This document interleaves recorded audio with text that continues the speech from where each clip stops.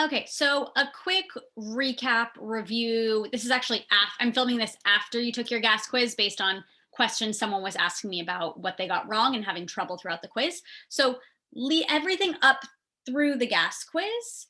How do you know what type of problem to do when? When do you need a reaction? When do you not? What type of formula, etc. Hopefully this helps. Couple things I'd look for at the beginning of the problem. No matter what problem it is, I always start by underlining all of the values I'm given and labeling them. Do I have a pressure? Do I have a volume? Do I have a temperature? Grams? Anything like that. Because right off the bat, we can know if we need to use the formula P1V1 over T1, the combined gas law, equals P2V2 over T2. We're only going to use this formula in two situations.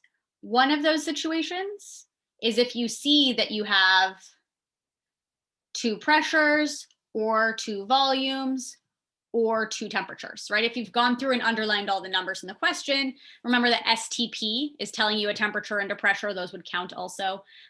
If we have two of any of those things, we're probably using the combined gas law, P1, P1, T1.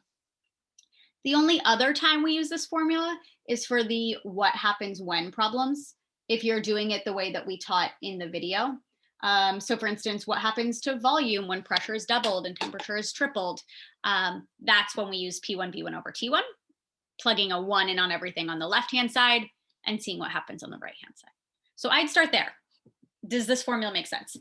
If not, I would then look for keywords. And that's super vague.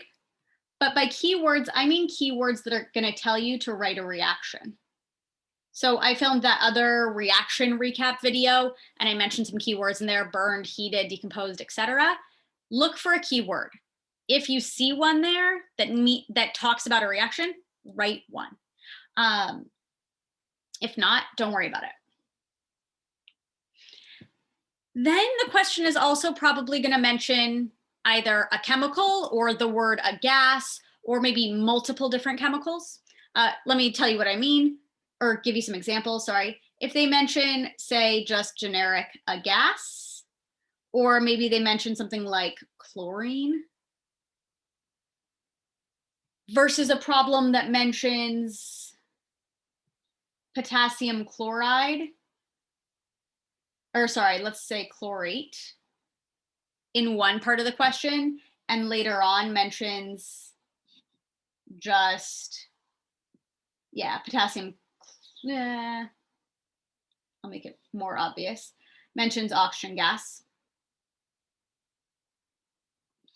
So two different chemicals being mentioned, you're going to have to write a reaction. So even if you missed a keyword, but you see there are two different chemicals mentioned, write a reaction. If it's only one, they only say a gas, or they only say chlorine, or they only say sodium chloride, it can still be a compound. But if there's only one thing mentioned, you probably won't need a reaction. Okay. If you don't need a reaction, you're probably in the gas unit just using PV equals nRT. Maybe it's not the gas unit. In general, then, again, you've underlined all the numbers, you've underlined all the values they've given you. So where can you plug those in as a starting point? It might take multiple steps depending on the question, but where can you plug those in?